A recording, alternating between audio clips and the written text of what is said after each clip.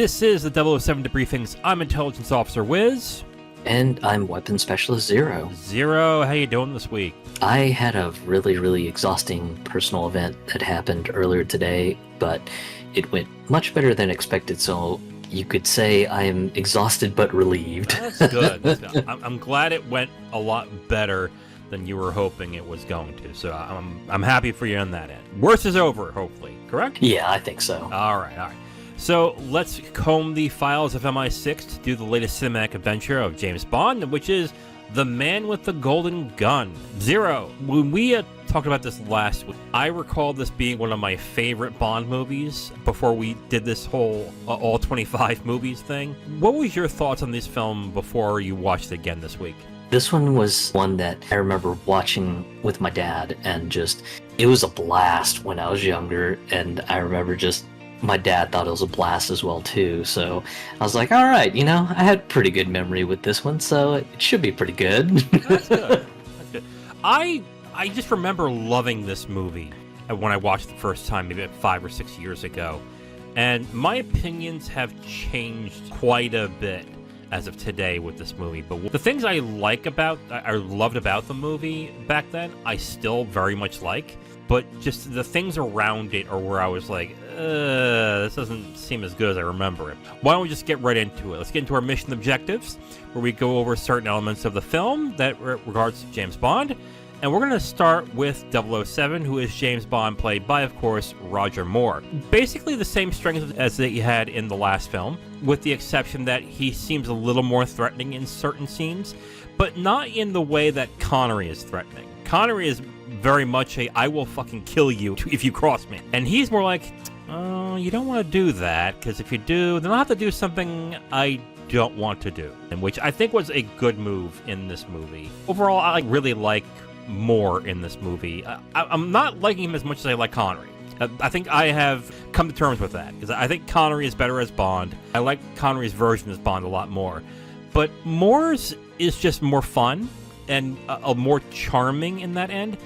But the excitement and the danger of, what is he capable of, is much less pronounced in this. It feels like in this movie he's starting to finally come into the role, but it's much like you said, just while he can show capability being dangerous, it's not quite as threatening as Connery's, hey, I will royally fucking kill you if you do not do exactly what I say, versus Moore's kind of I'd rather not kill you. It's messy, it's sloppy, just do what I say and you'll be fine. I think the one strength that he has over Connery is his comedic timing. I think his comedic timing is a lot better, both in the way he does dialogue and in the way that he does action. The one scene that highlights it the most is the karate school scene, where he's going up against a karate master. He's kind of fighting the guy in a very, not slapstick way, but in a way where it's just like, all right, I gotta do what I gotta do. I like that brand of comedy for Bond. It's not slapsticky, but it's more or less of an aloofness where it's like, yeah, I gotta do this, so here I go, boom, done. All right, next. It almost kind of has the rough and tumble element of the novels, because just in the novels, Bond is less reliant on his gadgets, and thankfully this movie wasn't too heavy on the gadgets either, so there was a lot of moments where just Bond has to sort of improvise his way out of a situation. To that end, I think Moore does a great job on some of the improvisational set pieces, like the karate school sequence and everything, where it's just like, oh, I gotta fight my way out of this? Well, I know they're not gonna fight fair, so I guess I can go as dirty as I need to just to get the fuck out of here. Yeah, absolutely. Again, I like Moore in this movie, and I like Moore as Bond, but overall, if I were to compare him to Connery, right now, maybe he gets better as the other movies goes on, but Connery just has a dangerous and unpredictable element that I enjoy in his Bonds that is just not present in the movies so far, I would say. Yeah, definitely agreed. Okay, all right, so let's move on to the villain, who is Francisco Scaramanga, played by Christopher Lee. And I gotta tell you, man, if this is not the best villain in a Bond film, it might be one of the best, because this villain is great. I love Christopher Lee in this role, and I love the villain that he plays, which is Scaramanga. And he is different than most of the Bond villains. I don't think he has a plan for world domination. He has a plan to make a lot of money, but he has no affiliation to any country or criminal organization. He is just somebody who says, bro, I just want to make some money. And he does that incredibly well. And on top of that, he is a mirror image of Bond in a number of ways. He's suave, he's sophisticated, he's deadly, charming, but he's that evil version of Bond, where if Bond was a terrible person, or I would say an evil person, this is who he would be. And the way that they play off of that in this movie, I think, is really well done. Christopher Lee, amazing actor as it is, but to kind of cast him as Francisco Scaramanga, oh my god, it was just so good, because just, especially when Bond and Scaramanga finally meet face to face, it's just kind of a hey, I think you're a nice guy, please don't let our paths cross. I don't want this to get down to us trying to shoot each other out. And it's just kind of funny to have sort of a evil, gentlemanly sort of villain sort of kind of push Bond's buttons. but that's the thing with Scaramanga in this too. It's not like he's trying to kill him because you did me dirty. But it's a competition. It's more like I want to be the best assassin, and the best assassin is James Bond. So I have to kill James Bond in order to actually do this. And another thing that is interesting about the competitiveness with Scaramanga is his relationship with Knick-Knack, who is played by Hervé Villechaize. Oh my god. Did I get that name right? Is it Villechaize? Yeah, I think so. The relationship between Knick-Knack and Scaramanga is also very interesting, because that's also another competitive type of relationship, because Knick-Knack is able to get Scaramanga killed. He owns the island, is what they say in the beginning of the movie. But Scaramanga kind of doesn't take it seriously at all. He's like, haha, you scamp. You try to kill me? Haha, make me eat breakfast. Yes, sir. Oh my god. Like, the villain aspect of this movie is probably one of the best in any Bond films. Like, I'm also thinking of Red Grant, Goldfinger, Raul Silva. Like, those are really good villains. This might be the best for me. I think he's excellent as a villain. Easily the most interesting character in this movie, and the most interesting element of this movie, I would say. Knick-Knack was kind of an interesting henchman, though he's a bit on the goofy side, which is kind of one of those sorts of things that I just wish the Bond movies didn't get into sort of the slapsticky weirdness, but it is what it is. See, I was less bothered by that than I would say another slapstick character, which we will unfortunately get into at some point. Really, overall, again, I will say it again, I think Scaramanga is the best Bond villain. I think he is the number one to all the other Bond villains in this. He's deadly, he's charismatic, he's interesting, he has a weird dynamic that other Bond villains don't have, and that they share with Bond. And he just seems like a darker version of Bond, which is an interesting perspective to have in this. So, again, my favorite. Is he on your top 5, or is he up there? Yeah, I would say he's up there, mostly just because he just sort of thinks of life as just kind of a grand game, and just that he is at the apex of everything, and that he trains so hard to beat Bond and everything, and you just kind of see just how much he harps on perfection, but at the same time, he's just not like a brutish villain. And it's definitely something that you see even like towards the end of the movie, when he ends up kind of hosting Bond on his like secret island. Just when Knick-Knack brings out like a bottle of champagne and a glass and everything, you just kind of see him do a trick shot out of a corner to pop the cork with a bullet and everything. And then he kind of comes out, he's like, oh, I just always wanted to do that. It's just like, are you sure you want to kill Bond? You're just having fun, dude. I think that's kind of the charm of him. He's very nonchalant about this, where all the others have to put in effort and have to go through these expenses and do all these weird things to best Bond. He's just like, I'm just fucking with you. Can I kill you now? And that's one of the most interesting things about him, and it's why I like him so damn much. Next one is Bond Girl. There is 2 Bond girls, but this also has the same problem, I think, with You Only Live Twice, where 2 Bond girls doesn't necessarily mean that we get 2 great ones. So let's start with Mary Goodnight, who is played by Britt Eklund. I guess the best way to describe her is that she is a comic relief, but a dumb blonde comic relief. She's not that interesting. She just comes off more as like a jealous girlfriend or a jealous woman who wants Bond's affection. It's one of those things where I kind of question exactly how she got into the place she's in, if we're being honest. And on top of that, she's not that funny. But again, she's not terrible either. She's more like a plot device, I would say. Like, the only thing I have an interest in her is how she moves the plot forward, and that is it. So it's not like she's incredibly annoying or like, oh god, get her off the screen.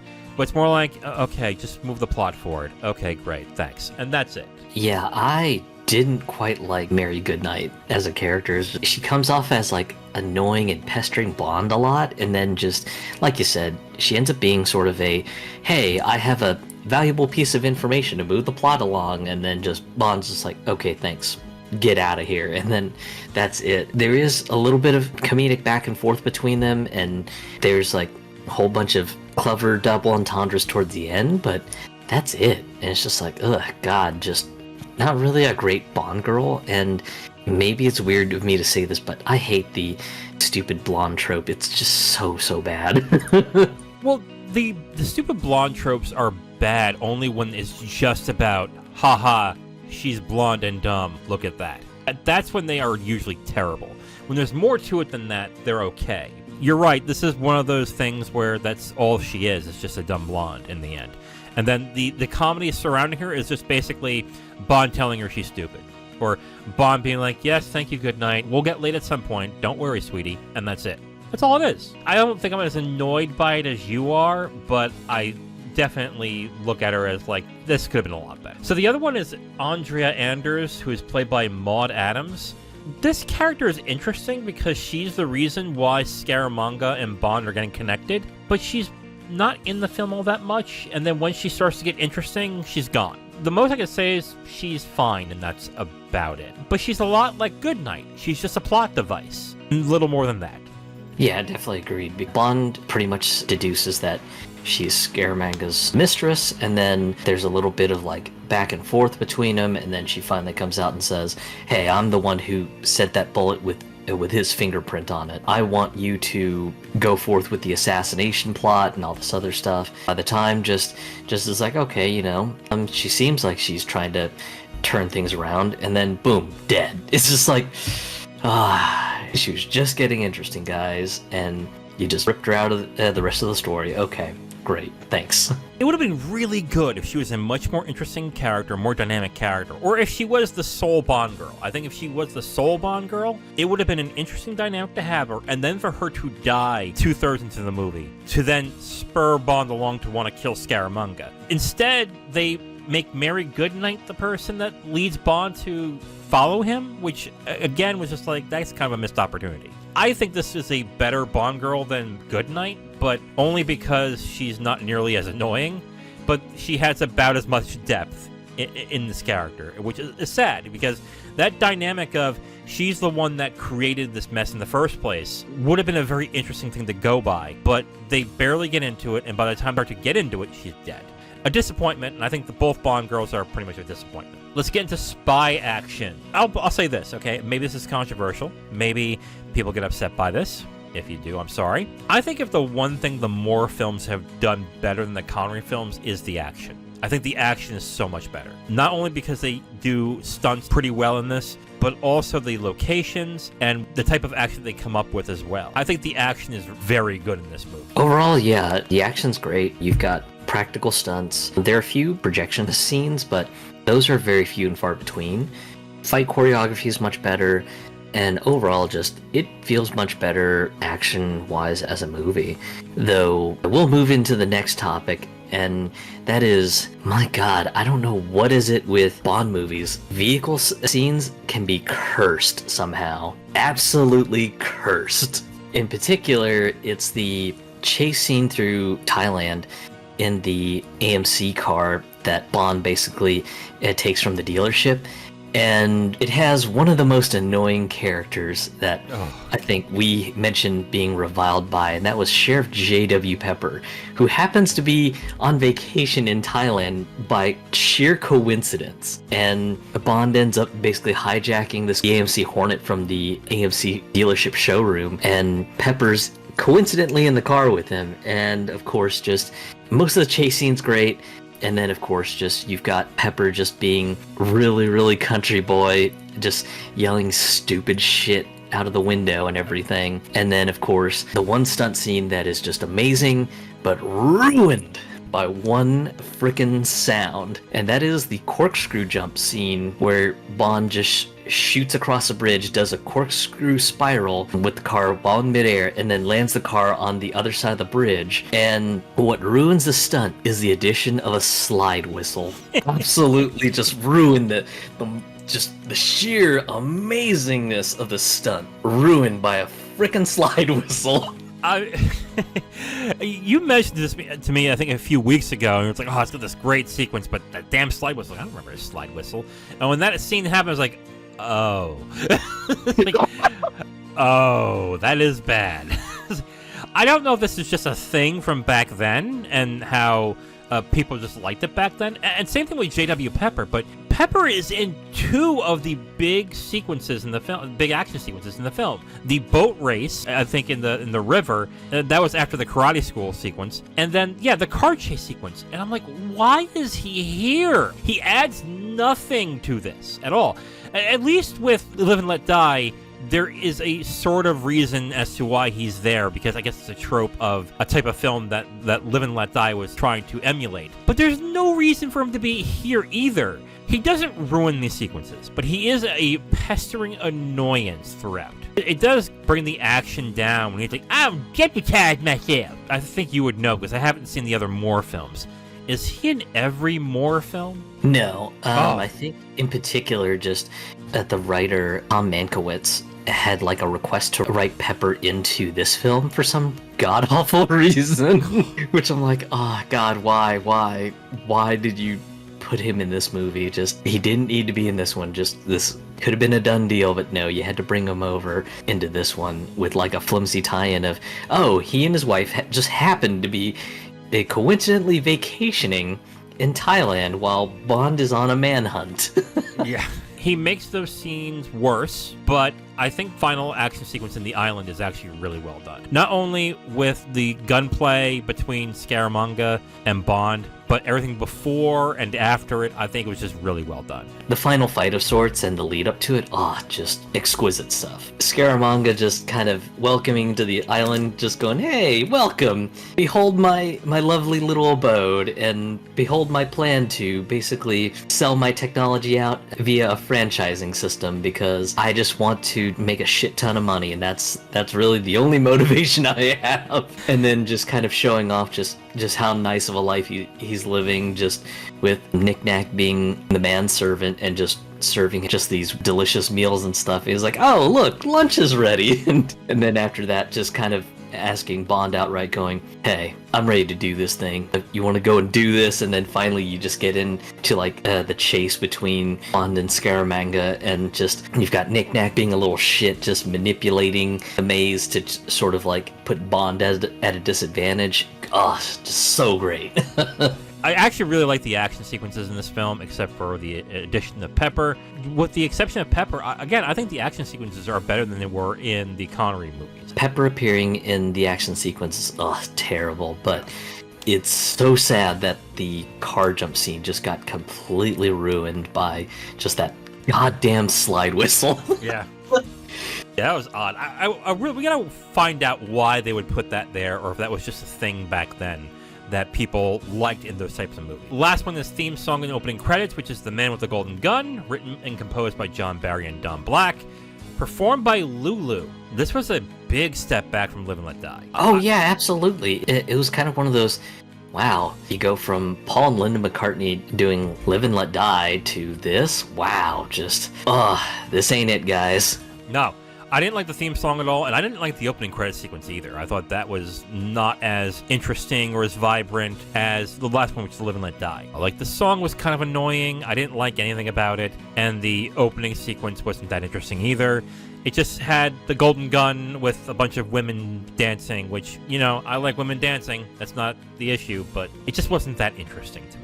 Yeah, definitely agreed on that, and it's just such a travesty, because Live and Let Die by Paul and Linda McCartney, the interesting credit sequence in that movie, and then here we are just taking a step backwards, and it's just like, guys, what you did in Live and Let Die, yes, more of that, please. Yeah. Okay, so let's get into our conclusion. Zero, I'm going to say mission accomplished for me on this one, but I'm also going to say this was a disappointment. I remember watching this years ago and loving this. And the reasons why I love this movie is still relevant today. I really like Christopher Lee as Scaramanga. I also like more as Bond in this. They really work well together as a yin and yang, and that dynamic is really cool. And the action is also really good. But the other elements of this film kind of really hold it back. And one of the big ones is the Bond girls. Neither of them are that interesting, or they don't have enough time. And as good as the action is, the story isn't all that interesting to me, and the more spy elements that are in the film aren't that interesting, which really is a shame, because you had a very interesting story with a great villain and a great way of connecting the two. So I'm going to say mission accomplished in this, but with a caveat that is not as good as I remember it. Yeah, I will say mission accomplished as well, but much like you had expressed, it is a bit of a disappointment that both Bond girls aren't just very interesting in this one. Scaramanga is just excellent. Oh god, such a great villain. Then of course just the continual improvement on the action and the fight choreography, that's great. Then you have like weird decisions like adding a slide whistle to the spiral jump scene in the car chase scene. God, you fucking hate that slide whistle, dude. Man. Yes, I do, because Oh it my ruins such a good stunt, and you're just like, wow, that looks like that's a pretty fucking dangerous jump. And then just that slide whistle just turns into a whole slapstick affair. It's like, zoop, and you're just like, god damn it. God, I can only imagine. Oh my god, there's this beautiful woman, and then all of a sudden he has a slide whistle. I'm like, oh god, go away. Throw that lady outside. What's wrong, Zero? Like, get out of here, slide whistle lady. Yeah, and then of course my continual distaste of just the sheriff reappearing in this one, because oh god, just J.W. Pepper, just get out of here. In two of the best sequences too, and that's the thing that really bugged me. It's like you have this really good action sequence, both of them, that are very good, and for some reason you have this really bad element in it that makes it worse than it needs to be. To me, it's just like elements in this film that are really good, that could make a fantastic Bond film. Then they're added in with other elements that don't really work very well, which makes it disappointing. So overall, mission accomplished for the man with the golden gun? Yeah, absolutely. All right. Mission accomplished for the man with a golden gun. Now, if you want my full review on this movie, you can go to my website at IamTheWiz.com. You'll have my full written review right on the site, along with a link to the video that has this review that you've just listened to. Thank you for listening to this review. If you want to know what we're reviewing in the next couple days, you can look on the screen right now to see what's coming up next. If you liked what you heard, go ahead and leave a like on this video. If you want to discuss your opinion on the film or the review itself, please leave a comment. And if you want to hear more, subscribe to the channel. Thank you again for listening. I will talk to you next time.